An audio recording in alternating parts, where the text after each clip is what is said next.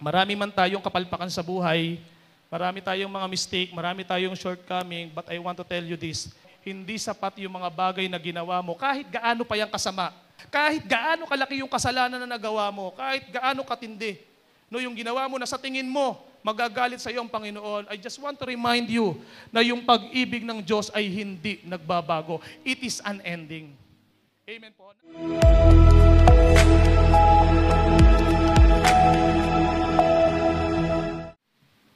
Amen. Good morning po. Good morning din po sa mga kapatid natin na nasa online. Minsan pa nga po mga kapatid, isang malakas na palakpak po sa Panginoon. Hallelujah. Praise to Jesus. Again, ikinagagalak ko po na ako po yung na-assign po ni Pastor Toki para mag-deliver po ng Word of God sa umagang ito. I hope na kung excited ako, ganun din kayo, excited na rin po kayo. So maari yung iba nagtataka, bakit yung iba nakakunot doon na bakit hindi yung may balbas na may bigote yung nakatayo ngayon sa harapan?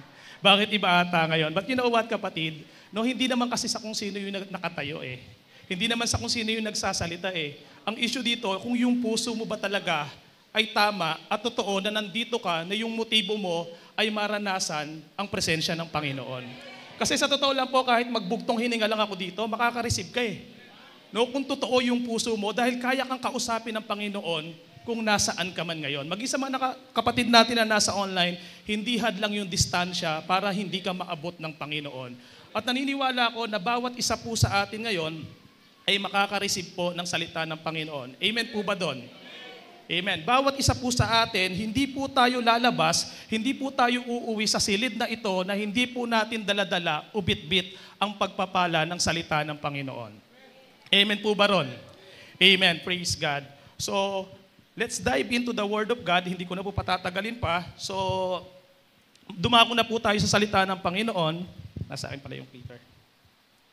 And actually, bago po ako i-assign ni Pastor Toki, i-share ko lang po sa inyo, nag-uusap po kami ni Mrs. Sabi ko kay Ate Rain, alam mo, parang ayoko na munang mag-preach.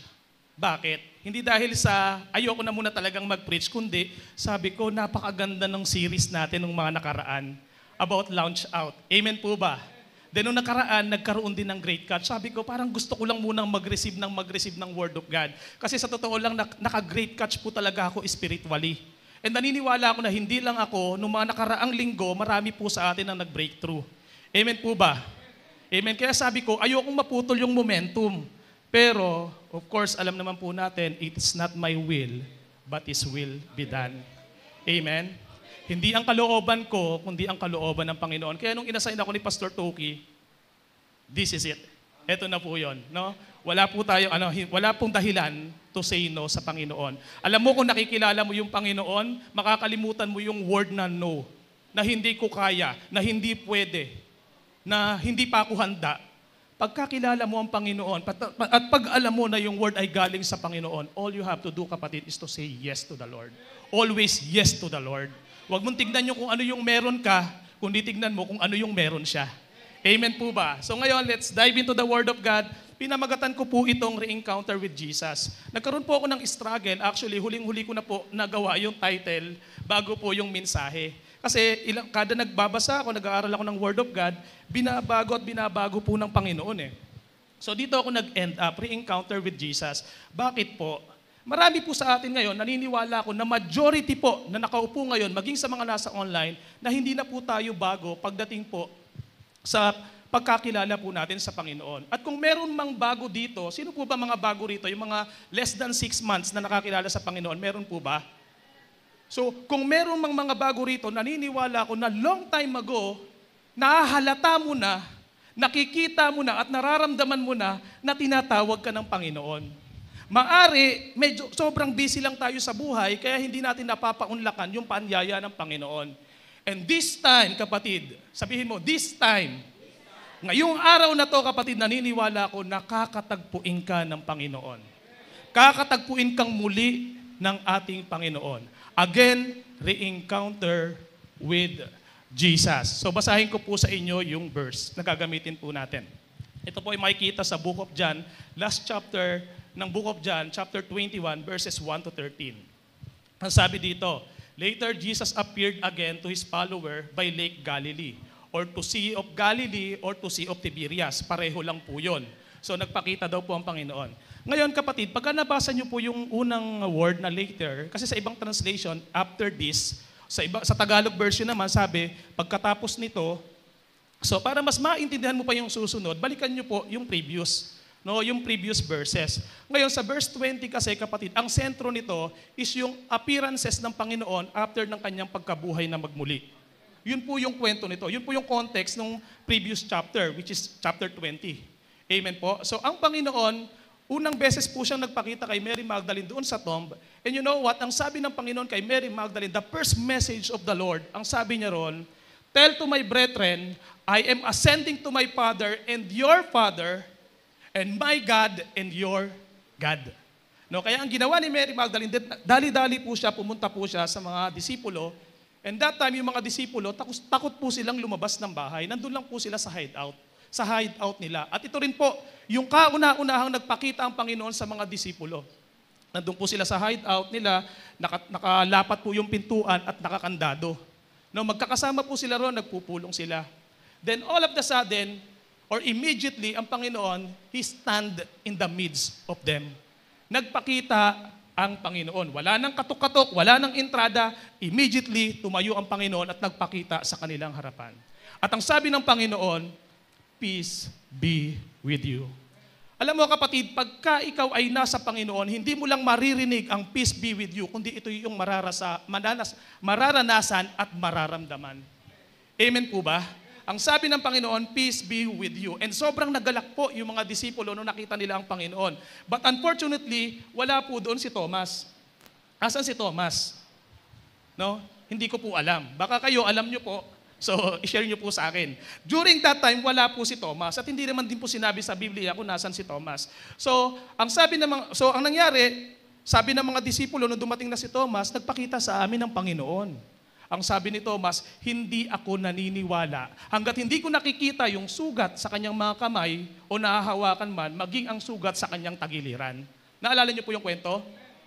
Amen po?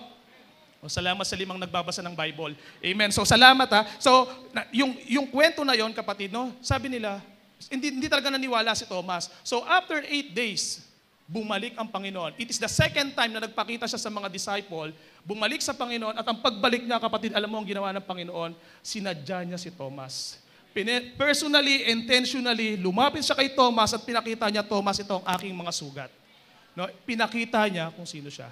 Bakit? Para matanggal yung unbelief ni Thomas. Amen po?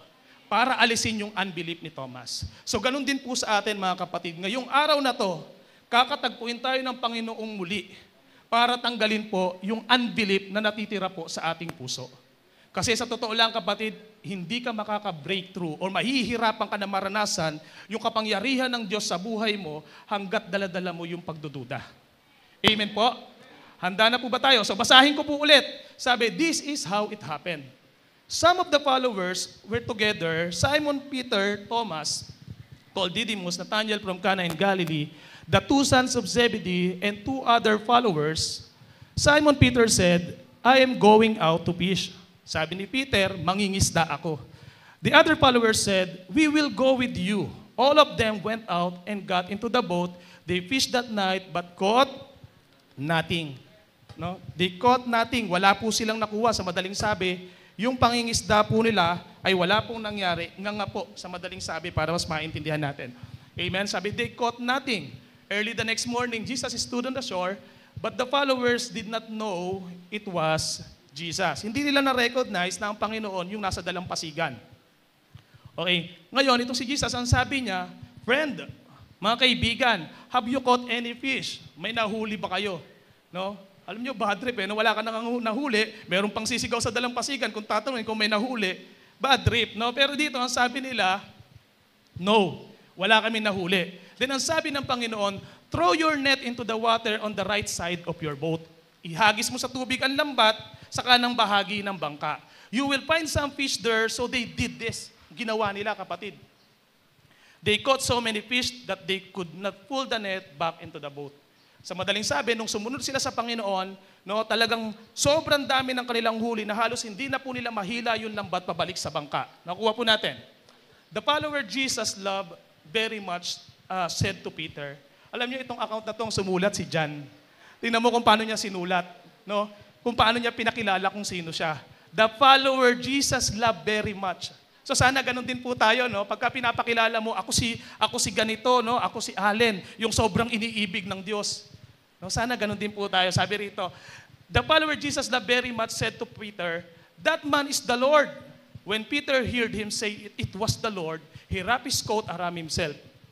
He had taken his cloth off to work, then he jumped into the boat. No, tumalon po si Peter. Actually, yung coat niya na yon, tinatanggal niya po yon bago siya magtrabaho. Siguro pag nabasa, pag lumakas yung hangin, pag nilamig, isusuot niya yon. Pero since alam naman natin na si Peter ay impulsive, no, talagang padalos-dalos, nung nakita niya yung Panginoon sa sobrang pananabik niya, kinuha niya yung coat kasi nakahubad siya. Sabi po ng mga scholar, naka-underwear lang. So sinuot niya yung coat niya, tumalon sa tubig at gustong-gusto niya makapunta agad sa dalampasigan. Sabi, the other followers went to shore in the boat. They pulled the net full of fish. Okay? Kung si Peter, gusto niya lumangoy, yung mga disipulo pumunta sa dalampasigan, sakay ng bangka, okay? At hila-hila po nila yung net full of fish. They were not very far from shore, only about 100 yards. Or kung i-convert po natin sa meters, mga 91 point something meters po yan. Yung layo nila. So, hindi po ganoon kalayo.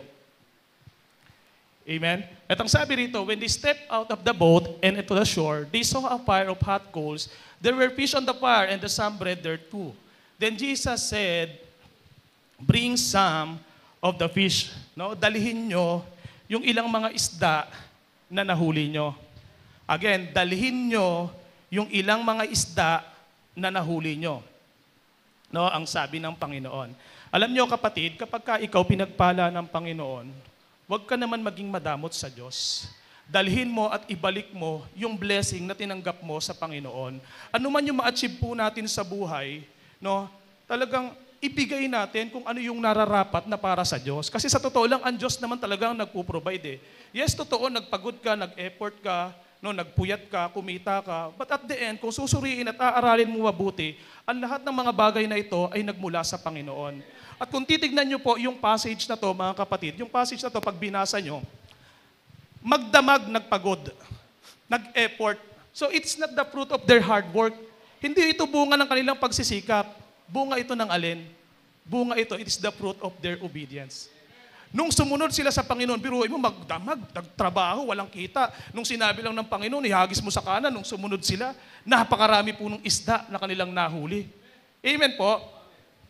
Madalas kapatid, it is not the fruit of our hard work. Pinagpala ka ng Panginoon because of it is the fruit of our obedience unto the Lord. Amen. Tuloy natin yung basa. Simon Peter got into the boat and pulled the net to the shore. It was full of big fish. 153 of them. Nabilang kagad, no? But even with that many fish, the net did not tear. Hindi po napunit yung lambat. Kahit gaano karami, alam niyo po yung lambat, it is more than the capacity, yung huli nila, more than the capacity po or working load ng lambat. Pero hindi napunit. And the Lord impressed to my heart that the net is the church. Na kahit gaano karami yung kaluluwa na madala mo rito sa church, hindi masisira, hindi hihinto, at hindi magsasara ang church. You know why? Because the power and strength of the Lord is rest upon this church. Amen po. Ang kapangyarihan ng Panginoon ay nananahan sa ating iglesia. Kaya dito, sobrang dami. More than the capacity. Pero, hindi po napunit. And tuloy po tayo sa basa. Ang sabi po rito sa verse 12, Jesus said to them, come and eat. None of the followers would ask him, who are you? They knew he was, who are you? Wala daw po nagtanong kung sino yon. Because they knew he was the Lord. Jesus walked over to get the bread and gave it to them. He also gave them the fish. No, nakarating na sila sa dalampasigan, anong ginawa ng Panginoon? Pinag-ihaw po sila ng tinapay at ng isda. Okay? Nung dumating na sila, nandun na yung tinapay, hindi sinabi ng Panginoon, kuha na kayo, luto na yan. Baka masunog, sige, kainin nyo na. Hindi po ganon. Kinuha ng Panginoon yung tinapay, kinuha niya yung isda. Siya mismo yung nag-serve sa mga alagad. Alam nyo kapatid, I realize na ang Panginoon, kahit sa kanyang pagkabuhay na magmuli, nandun pa rin yung puso ng Panginoon na mag-provide. Nandun pa rin yung puso ng Panginoon na maglingkod. Amen po. At yun po yung pinakita ng Panginoon dito sa mga alagad. Amen po. Natututo po ba tayo? Amen. Sige po, conclusion na po tayo. Natuto na naman tayo. Hindi, biro lang po. So, ano na po tayo? Ngayon, kung mapapansin nyo, sino rito umattend last week? Sige po. Sino po dito umattend last week? Amen. So marami po tayo. Kahit yung hindi nagtaas, nakita ko po kayo last week, nandito po kayo. Ayaw nyo lang aminin, baka nakalimutan nyo yung mensahe. But anyway, ngayon i-remind ko po ulit kayo. Konti lang naman. No, yung topic po natin last week, no, na makikita po sa Luke chapter 5, ay may pagkakapareho din naman dito po sa topic natin ngayon sa John chapter 21. Okay? Ano yung mga similarities nila? Yung setup, yung settings, both account, yung sa account ni Luke and sa account ni John, no, it take place by the Sea of Galilee. Parehas lang po ng lugar na pinangyarihan. Okay? Parehas lang po ng lugar na pinangyarihan. Amen? So, sa Luke chapter 5, kung maalala nyo yung preaching. So ano pa yung pagkakapareho nila? No, sa both accounts, parehas po nagkaroon ng great catch. Okay, nagkaroon po ng miraculous catch. From nothing, no, nakaranas po sila ng miracle at nakahuli sila ng napakaraming isda. So ano pa yung pagkakapareho nila? Another similarities is yung role ni Peter. No, nung sa Luke chapter 5 last week at sa John chapter 21, si Peter din po yung nabanggit kasama ng mga disipulo. Na-experience nila yung miracle na ipinaranas sa kanila ng Panginoon. And another similarities, no, si Peter at ang mga disciple, after that, ang sabi ng Panginoon, follow me. No, yun po yung pagkakapareha po nung preaching po last week, no, yung last week at yung preaching po natin ngayon. Para hindi lang po tayo malito. Pero meron din naman pong differences. Ano yung mga differences? Una, yung timing. Bakit po yung timing? Sa Luke chapter 5, nung nangingisda sila Peter, it was happen during the ministry of the Lord Jesus Christ. No, pero dito po sa pinag-aaralan natin ngayon, it happened after Jesus' resurrection. Amen po, nakuha po natin. And pangalawa, pagdating naman po in terms of context, kung context naman po yung pag-uusapan natin sa Luke chapter 5, it focuses on the call of the first disciple. Doon po nakafocus, no, yung kung paano niya pinili at tinawag ang kanyang mga disipulo. While dito naman po sa John chapter 21, nakafocus po ito sa pagpapakita ng Panginoon after ng kanyang muling pagkabuhay. Okay? So another differences is yung outcome. Yung outcome po sa Luke chapter 5, it leads to the disciple to leave their nets, leave their boats, leave everything that they have and follow Jesus Christ. Pero dito naman po sa context na ito, kapatid, sa John chapter 21, sa story ni John, ang outcome nito, nag-prepare ng meal ang Panginoon, nag-fellowship sila, and meron po siyang specific commission na ibinigay para kay Peter. So naiintindihan po natin. So magkaiba po yung sa Luke chapter 5, ganun din po sa account po ni John. Amen. So natututo po ba tayo? Amen. Praise God. So ngayon po kapatid, meron lamang po akong 4 na puntos na nais ibahagi sa inyo.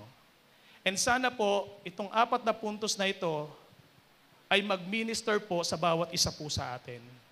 Na maranasan natin yung presensya ng Panginoon sa ating kalagitnaan. Na ma-re-encounter natin ang Panginoon, no, sa pamamagitan ng kanyang salita.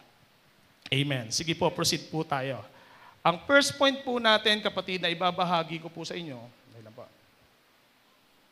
ang first point po natin, God pursue whom He called. Alam mo kapatid, ang Panginoon makulit. Pagka ikaw pinili at tinawag ka ng Panginoon, hindi ka niya tatantanan.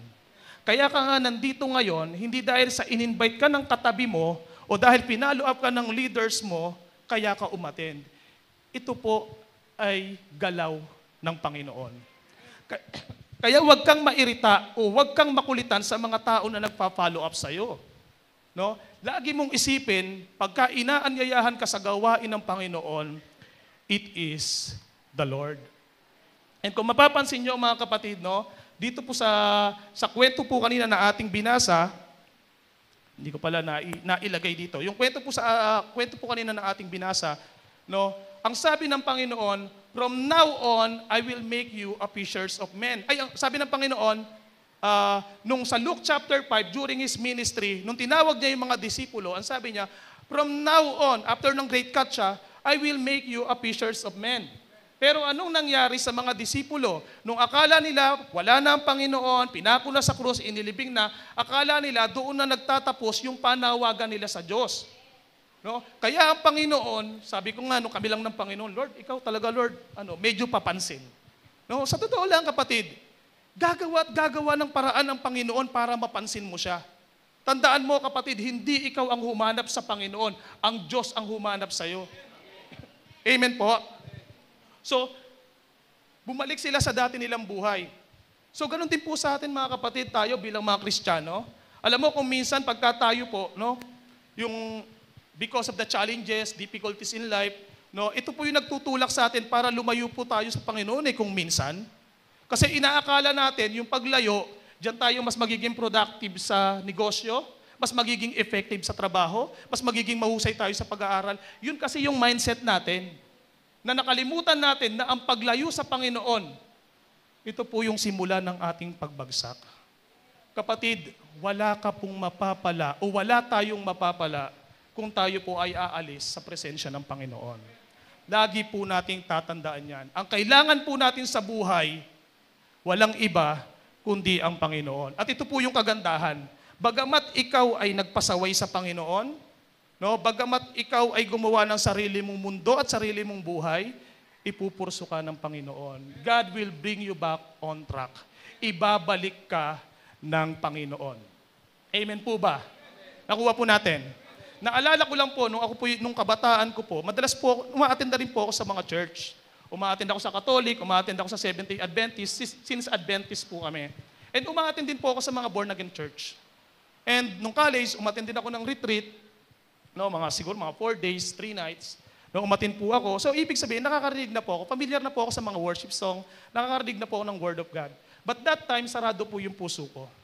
Hindi pa po nakaka-penetrate sa akin ang salita ng Panginoon, pero naririnig ko na. And then one day, kapatid, isang trahedya po yung nangyari sa aming buhay. Nagkaroon po ng matinding sunog. Taga-Nabotas po ako. Taga-Nabotas po ako ng araw. Hindi po talaga ako original na taga-Bulacan. So nagkaroon po ng sunog. Nasunog po yung bahay namin. Hindi ko alam kung nasunog o sinunog. Pero ang alam ko, talagang wala nang natira. At ang tanging natira lamang po sa akin, walang iba kundi yung suot ko kasi galing ako sa trabaho eh. So para maisalba po yung pamilya namin, no, talagang nag-isip ako ng paraan para itaguyod yung family namin. Kasi that time, breadwinner na po ako. Nag-aaral ako at the same time, breadwinner po ako during that time. Pag uwi ko ng bahay, nandun kami sa inuupahan naming bahay, ang gulo ng bahay, nag-aaway-away yung family ko, mga kapatid ko, umiiyak yung mother ko. So ang ginawa ko, dahil nga nung araw, wala pa ako sa Panginoon, lumabas ako ng tindahan. No, dun sa inuupahan namin, merong balkonahe doon, may hawak akong alak. Oh, talagang nilalaklak ko ng nilalaklak. Sabi ko noon, Lord, tumingin ako sa langit. Umiiyak ako, tumutulo yung luha ko. Sabi ko, Lord, hanggang ganito na lang ba talaga yung buhay ko? Ayun ang sabi ko. Wala pa akong tamang relasyon sa Panginoon, pero ang tanong ko sa Panginoon, hanggang ganito na lang ba ang buhay ko? And you know what, kapatid? Dahil po sa sitwasyon, inalaw ng Panginoon at pinahintulutan ng Panginoon na makarating po ako ng abroad. Tinanggap ko po yung offer sa abroad. Dala-dala yung mga pangarap at mga plano ko sa buhay. Okay? And ang nais ko lang naman talaga ay isalba po yung pangangailangan ng aming pamilya. Nung nasa abroad po ako, ito po yung first mentor ko, ngayon kasama na ng Panginoon. Meron po akong isang mentor, pastor din, na napakakulit. Hindi po ako tinatantanan. Sobrang kulit po. Nung nasa third floor po ako, ilang beses kong iniwasan. Ilang beses na ako nagsinungaling. Ayoko nang umattend, hindi na ako dadalo, pero paulit-ulit pa rin akong kinukulit. Pag tumatawag sa akin, third floor ako, medyo may edad na, sabi ko, tutulog po ako, inaantok po ako, ganun, bababaan ko na. Then nagugulat na lang ako, kahit nasa third floor ako, kakatok pa rin. Ang kulit, sabi ko, hindi na ako sasama, hindi na ako a-attend, pero pagbukas ko ng pinto, makikita ko siya, nakangiti. Kuya, tara, may gawain tayo. So dahil nandun na, nasa harapan ko na, no choice na ako. No, ang gagawin ko, magbibihis ka agad, maliligo, magbibihis ka agad, hihintayin niya talaga ako. Kahit nabagalan ko yung kilos ko, talagang pagbaba ko, nandun pa rin. Alam niyo kapatid, kaya naniniwala ako kapatid na yung effort at pagpapagal mo na ginagawa mo sa ibang tao, hindi mababaliwala yan. Maari hindi mo nakikita yung resulta ngayon, but believe me, in the future makikita mo. At naniniwala ako na nandito ako ngayon, nakatayo sa inyong harapan at nagsasalita po sa inyong, dito po sa ating congregation, hindi dahil sa taong yon. Yes, I appreciate the effort. I honor that man of God. But all glory and praises are belong to Jesus because naniniwala ako that it's all about Jesus kaya nandito ako ngayon. Amen? From that moment, pinupurso na ako ng Panginoon up to this day. At ganun din po sa atin, mga kapatid. Kung ikaw ay pinili at tinawag ng Panginoon, hindi ka niya tatantanan. Mahirap pong makipagbuno sa Panginoon, hindi ka mananalo, mahihirapan ka, mapapagod ka lang. No? And at the end, ganun din naman, isusuko mo lang din naman yung sarili mo sa Panginoon. Dahil hindi papayag ang Panginoon na hindi mangyari yung magandang plano niya para sa iyo. At ang sabi nga po rito, I am sure that the good work God began in you will continue until He completes it on the day when Jesus Christ come again. Amen? Pag pinili ka at tinawag ng Panginoon, kapatid, ano man yung magandang bagay na simulan sa iyo ng Diyos, sasamahan ka niya hanggang wakas. At naniniwala ako na hindi ka lang niya basta sasamahan, kundi bibigyan ka niya ng magandang pagtatapos. Amen po ba? Palakpakan po natin ang Panginoon. Hallelujah. Praise the Lord. Purihin ang Panginoon. Kaya kapatid, kapit lang. No, ganun din naman. Nandito ka ngayon, umalis ka, maniwala ka. Kung ikaw ay pinili at tinawag ng Panginoon, babalik ka rin. Kagaya nila Peter ng mga disipulo, bumalik sila sa dating buhay, pero wala silang napala. And ang bottom line, bumalik sila sa Panginoon. Amen po ba? Next point po natin, sana natututo po tayo. God's miracle activates when you obey. Kung gusto mong maranasan ang kapangyarihan ng Panginoon, kapatid, start to obey sa command ng Panginoon. Ang sabi po rito, basahin po natin, He said, sabi ng Panginoon, throw your net into the water on the right side of your boat. You will find some fish there. So they did this. Ginawa nila. Wala nang tanong-tanong, sino ba yung sumisigaw na yon? Sino ba yung nag-uutos na yon? Hindi nila tinanong, sinunod kagad nila. They caught so many fish that they could not pull the net back into the boat. Alam nyo kapatid, ako, nahirapan po akong aralin to. Alam nyo kung bakit? Ako po ay anak ng mangingisda. Tatay ko po si Peter. Parang naniwala yung iba. Hindi, joke lang po. Bata pa po ako. Ako po ay anak po ng mangingisda. Yung 8 tsuhin ko po mga mangingisda. Sumasama po ako pag lumalaot kami at nanguhuli ng isda. Tahong, talaba, mga isda. Pero yung paraan, kasi taga Nabotas ako yung pangingisda po namin, hindi po kami gumagamit ng lambat o pamingwit. So alam nyo na yun kung ano yung ginagamit namin. Basta ang ano rito kapatid, ang katotohanan dito, ako po ay kasama ng mga mangingisda. No? So alam ko yung behavior ng isda pag nasa tubig. Pag nag-go signal na yung tsuhin ko, pwede na. Talon na kami niyan, dala-dala ko yung lambat. Kuha na ng malaking isda, pwede na eh. So ganun po yung naranasan ko nung araw, nung ako po yung nangingisda pa kasama ng mga tsuhin ko. Kaya sabi ko, ito, imposible to. Ito kapatid sino dito nakakita na ng bangka? Yung iba hindi pa. Amen. Sino dito nakakita na ng bangka? Kasi hindi ko na itutuloy kung yung iba hindi pa, baka hindi makasabay. So yung bangka, no, alam mo naman yan kapatid, maliit lang yung bangka. Ito po yung kaliwa, ito yung kanan. Hindi sinabi ng Panginoon na pumunta ka rin sa malayo-layo. Doon maraming isda, makakahuli ka. Ang sabi ng Panginoon, throw the net into water on the right side of the boat. Sabi dito lang sa kanan. Ano pagkakaiba? Yung isda ba, stock up dito, may barrier ba sa ilalim ng bangka at hindi sila makakatawid? Kasi kahit dilis, kapatid, walang nahuli. Nung sila po ay nagpagal, nung sila po ay nanghuli ng isda, wala po silang nahuli. And this is what I realized. Sabi ko, bilang nakaranas ng mangisda, sabi ko, imposible yun. And the Word of God remind me, with God, nothing is impossible. Amen? Sinerge ko, inaral ko, bakit ganun? Left, right. Ini-imagine ko, nagpapaka-practical ako. Paano nangyari? Walang huli dito. Dito naman, sobra-sobra. Wala naman halos pinagkaiba. Same lang ng bangka, same lang ng net, same lang din naman ng mga mangingisda. Amen? Same lang din naman ng dagat na pinagulugan ng net. Ano ang pagkakaiba? Merong command ang Panginoon. Ang pagkakaiba ay meron pong salita ang Panginoon. Actually, ito yun.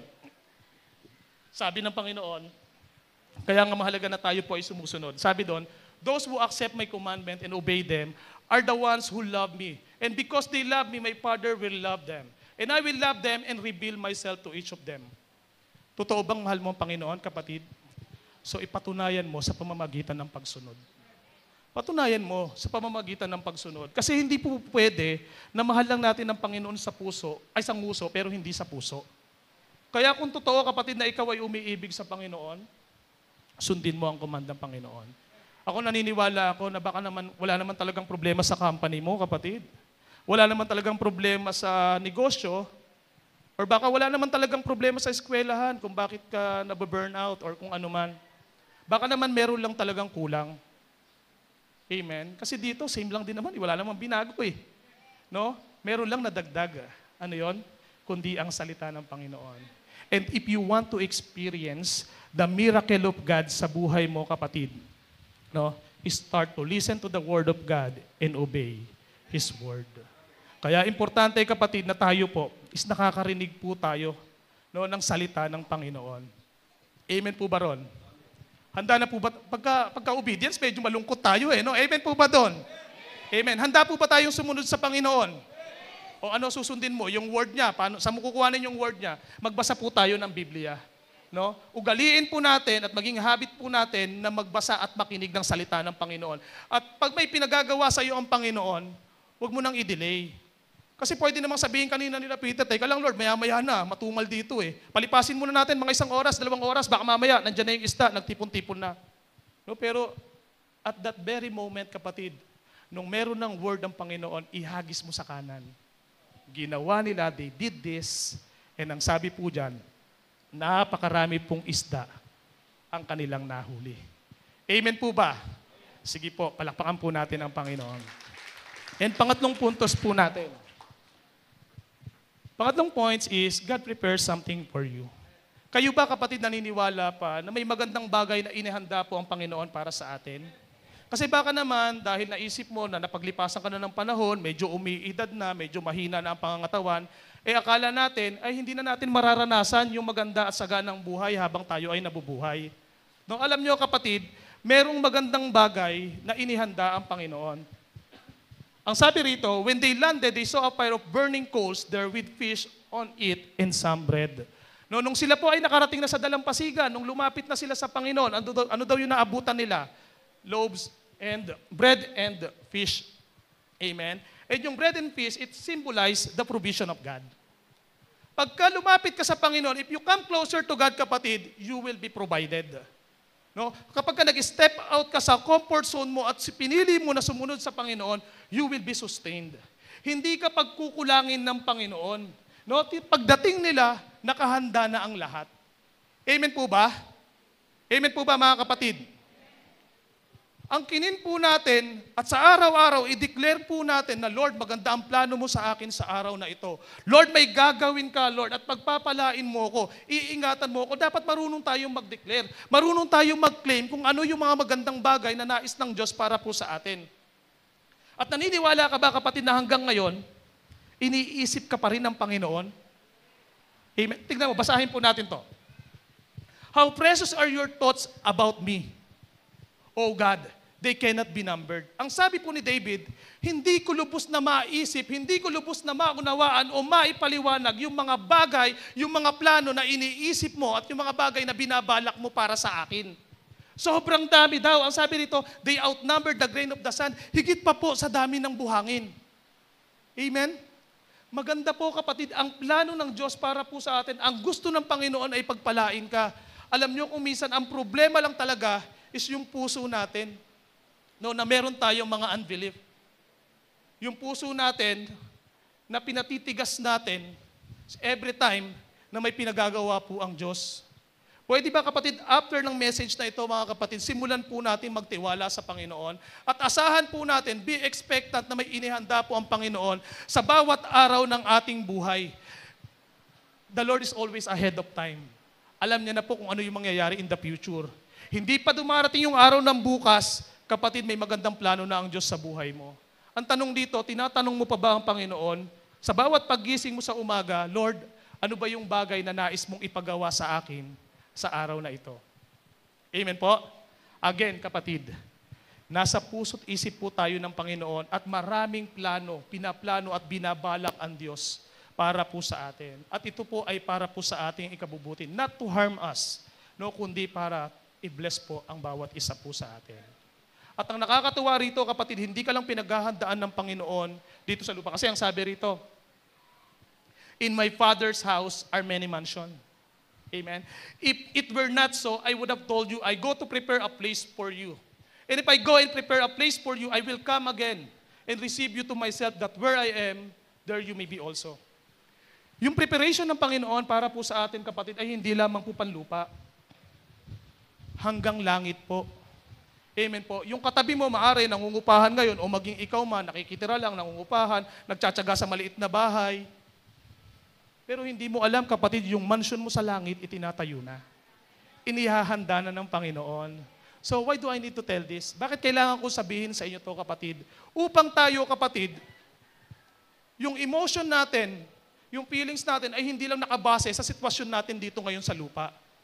Sinasabi ko to, kapatid, upang mamuhay ka ng may kagalakan, upang mamuhay ka ng punong-puno ng pag-asa na alam mo, hindi man madali ang iyong pinagdaraanan dito sa lupa, na merong naghihintay na mansyon sa'yo sa langit, na walang iba na naghanda, kundi ang ating Panginoon. Amen po? Parang hindi kayo excited sa mansyon sa langit. Ano? Sige, papalakpakan natin ang Panginoon, kapatid. Alam mo yung mansyon na naiisip mo, isipin mo na lang yung mga bahay ng NBA players. Grabe yun, mga mansyon yun. Pero maniwala ka, kapatid, higit pa yung matatanggap mo pagka ikaw ay nasa langit na. Amen po? Ang preparation ng Panginoon ay hindi lamang po pang lupa, kundi dito din naman sa langit. Kaya, kapatid, again, gawin po natin yung mga bagay na pinagagawa ng Diyos ng buong kagalakan. Huwag ka madismaya. Yes, oo, alam ko, hindi madali yung pinagdaraanan mo. Mahirap ngumiti, mahirap tumawa pagka kumakalaman sikmura. Yes, kapatid, naiintindihan ko po yan. Pero kung iisipin mo, kapatid, yung mga bagay na ginawa na ng Diyos sa buhay mo, even before, hanggang sa ngayon, walang reason not to rejoice. There's no reason not to rejoice. Always praise God sa buhay mo. Na sa bawat buhay po natin, namumuhay tayo ng punong-puno ng pasasalamat. Yes, Lord, mahirap, hindi madali. No, ito, katapusan na naman, mukhang katapusan ko na. Pero naniniwala ako, Panginoon, na ikaw ay mabuti at meron kang inahanda para sa iyong mga anak. Wala pa po na naitala sa Biblia na sumunod sa Panginoon at namatay sa gutom. Amen? Wala pa po. Ang lahat ng mga tao na naglingkod sa Panginoon, nakaranas ng provision. Amen po. Kaya, kapatid, no, gusto ko na i-stir up yung heart natin. Gawin natin with passion, with joy, and with love, yung mga bagay na pinagagawa ng Diyos. Dahil hindi basta-basta yung naghihintay sa'yo kung ikaw ay hindi bibitaw at susuko sa paglilingkod sa Panginoon. Amen po ba? Palakpakan natin ang Panginoon. Amen. Sige po. Gaya nga lang sabi ko, mabilis lang. Last point na po natin. Pwede ba, dito na rin ako magtatapos. Amen. So, huling puntos po natin, mga kapatid. Last point po natin, God's love never change. God's love is unending. Hindi nagbabago ang pag-ibig ng Diyos para sa atin. Marami man tayong kapalpakan sa buhay, marami tayong mga mistake, marami tayong shortcoming, but I want to tell you this, no, hindi sapat yung mga bagay na ginawa mo, kahit gaano pa yung kasama.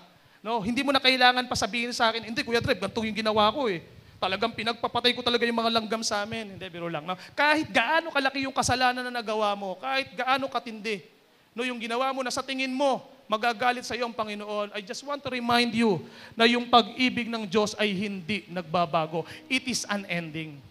Amen po. Naalala niyo po yung kwento, kapatid, kasi John 21 tayo, naalala niyo po yung kwento, bago po ipako sa krus ang ating Panginoon.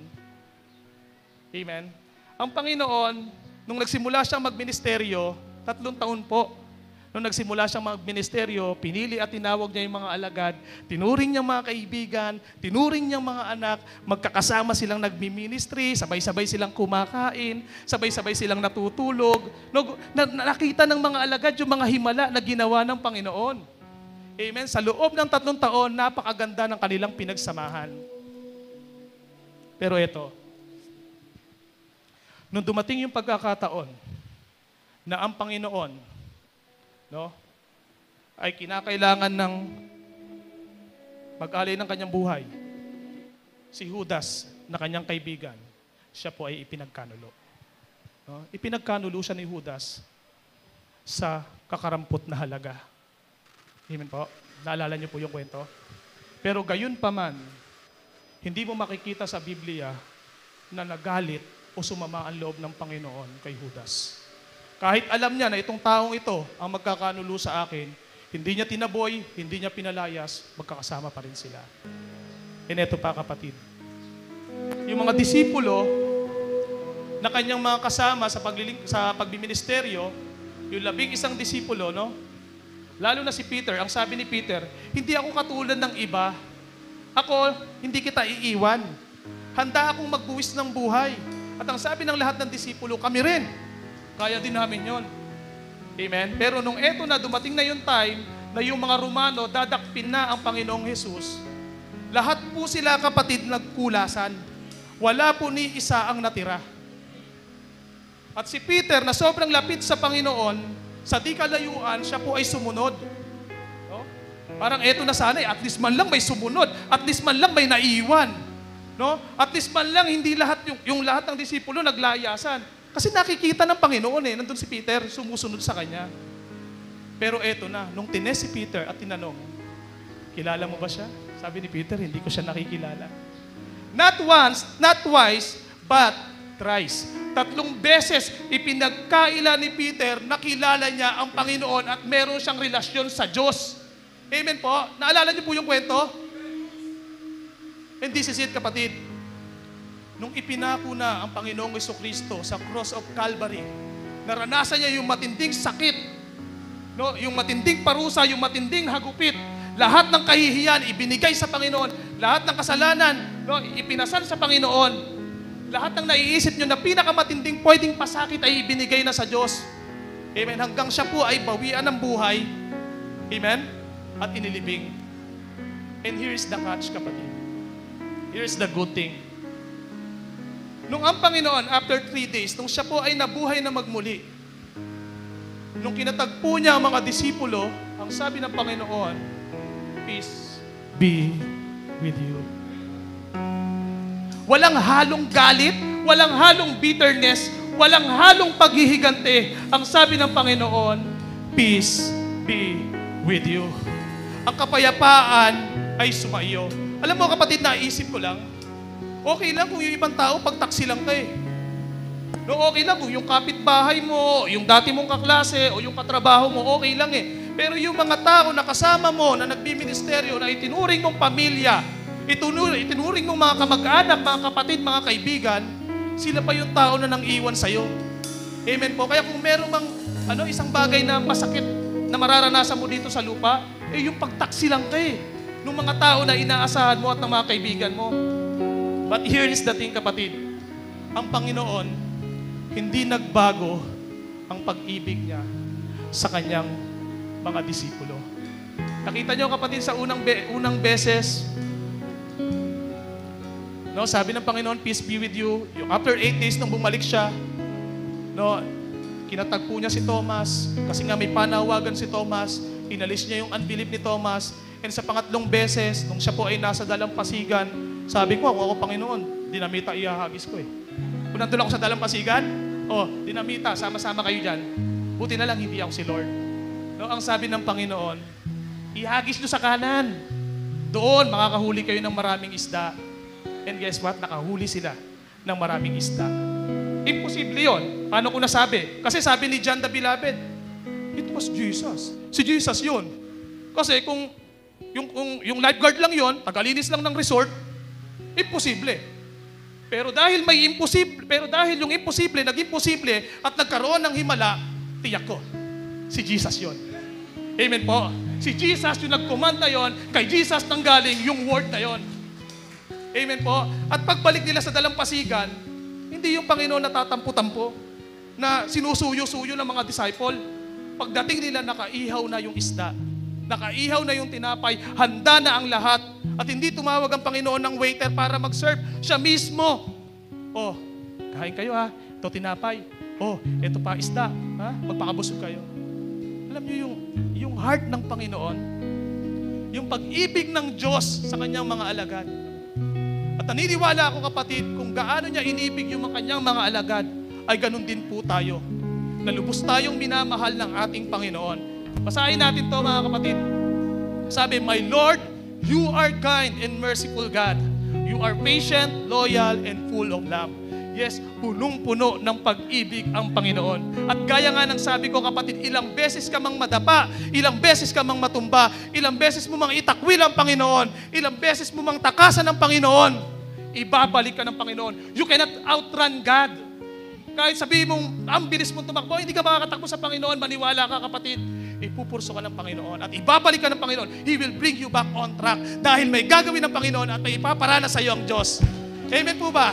At ang sabi po rito kapatid, through the mountain be shaken and the hills be removed, yet my unfailing love for you will not be shaken, nor my covenant of peace be removed, say the Lord who has compassion to you. Amen? Sa Tagalog, kasarap basahin ito.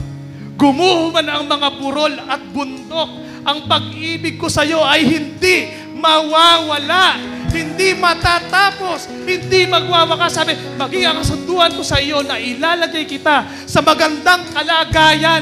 Ako ang Panginoon. Amen po ba mga kapatid?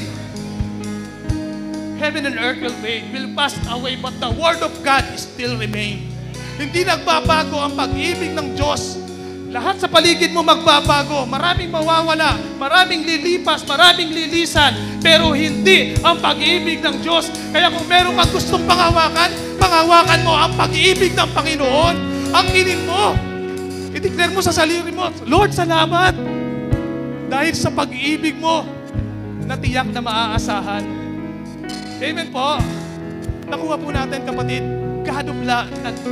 the love of God is unchanging. God's love, kapatid, it will never change. Walang anumang bagay ang pwedeng bumago sa pag-ibig ng Panginoon para po sa atin. Again, kapatid, God pursue whom He called. Ipupurso ka ng Panginoon. Huwag kang aalis, huwag kang bibitaw. Maaari nandito ka ngayon, physically present but spiritually absent. Kasi pwede naman yun eh. Nandyan ka pero hindi nararamdaman. Nandyan ka pero hindi halata. Kapatid, balik ka sa Panginoon. Kasi, kung hindi ka babalik, mas mahirap yung landas na pinipili mo. We cannot pretend, nakikita lahat ng Diyos. Kaya kung sa tingin mo, yung puso mo, you are disconnected, you are disengaged o disaligned, balik ka sa Panginoon, magpakumbaba ka sa Diyos. Lord, alam ko, Lord, may panawagan ka eh. Alam ko, gagamitin mo ako eh. Alam ko, hindi ka patapos sa akin eh. Amen po. And God's miracle activates when you obey. At pagbalik mo, kapatid, meron kagang word ng Panginoon. Huwag mong i-delay. Okay? Once na ma-receive mo yung word ng Panginoon, immediately obey. No, sumunod ka kagad sa Panginoon because the Lord will let you experience His power and majesty. Ipaparanas po ng Panginoon. And God prepares something for you. May inihanda ang Panginoon. Huwag kang hihinto, huwag kang mapapagod. Handa na ang lahat. Huwag mong problemahin yung araw ng bukas dahil may magandang plano ang Diyos. Ang sabi diyan, hindi maunawaan o lubos na maintindihan yung mga bagay na inihanda sa iyo ng Panginoon. Yung plano at balak ng Panginoon, hindi talaga malubos maisip ni Haring David. At ganun din po sa atin, kapatid. Ang magandang plano ng Panginoon, kapatid, ay handa na. Ang tanong dito, ikaw, handa ka na ba? Amen po. Handa ka na bang i-receive yung mga bagay na inihanda ng Diyos para sa iyo? Amen po. And lastly, sabi rito, God's love for you is unchanging. Gaya nga ng sabi ko, kapatid, walang anumang bagay ang pwedeng bumago sa pag-ibig ng Diyos. No one can separate us from the love of God. The love of the Lord is perfect. The love of God ay pwede mong maasahan. Ito yung bagay na hindi po natin dapat bitawan. Amen po ba mga kapatid?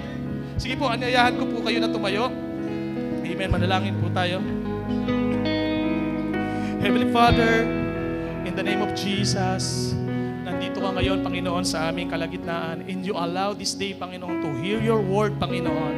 You allow us, Panginoon, Lord, to receive your word, Panginoon. Lord, help us to obey, Panginoon. Increase our faith, Panginoon, Lord. Help us to our unbelief, Panginoon, Lord. Lord, nakakaramdam ng panghihina. Nakakaramdam ng pagkapagod. May mga pagkakataon na gusto nang bumitaw, Panginoon. Pero ano nga ba ang choice namin? Ano ba ang magagawa namin, Panginoon? Kung kami ay pinili at tinawag mo, Panginoon, we cannot outrun you, Panginoon. Hindi ka namin kayang lagpasan, hindi ka namin kayang takasan. Sa lahat ng dako, O Diyos, naroon ka. Binabantayan mo kami at patuloy, Lord, na nagpapakita ka sa amin, Panginoon. At tunay nga, Lord, na naniniwala ako na gusto mong ihayag ang iyong sarili sa bawat isa sa amin, Panginoon. Lord, gamitin mo kami, Panginoon. Gamitin mo kami, Panginoon, for your glory, Panginoon. Naniniwala kami, Panginoon, na hindi ka patapos, O Diyos. At naniniwala kami, Panginoon, Lord, na maraming mga bagay na inihanda ka para sa amin, Panginoon. Lord, we are so excited. And hindi nga lang dito sa lupa, kundi sa langit, handa na ang lahat. All we have to do, Panginoon, Lord, is to completely surrender our life to you, Panginoon. All we have to do, Panginoon, is to kneel down, Panginoon, Lord, and to trust your word, Panginoon, Lord, and to trust your unfailing love, Panginoon, Lord, sa bawat isa sa amin, Panginoon. Lord, tunay nga, Lord, na ikaw ang Diyos na dakila, ikaw ang Diyos na makapangyarihan sa lahat, Panginoon, at walang bagay na maihahambing sa iyo, Panginoon. Ama, maraming salamat, Panginoon, Lord. Patuloy kami, Panginoon, O Diyos, na magtitiwala sa iyo, Panginoon.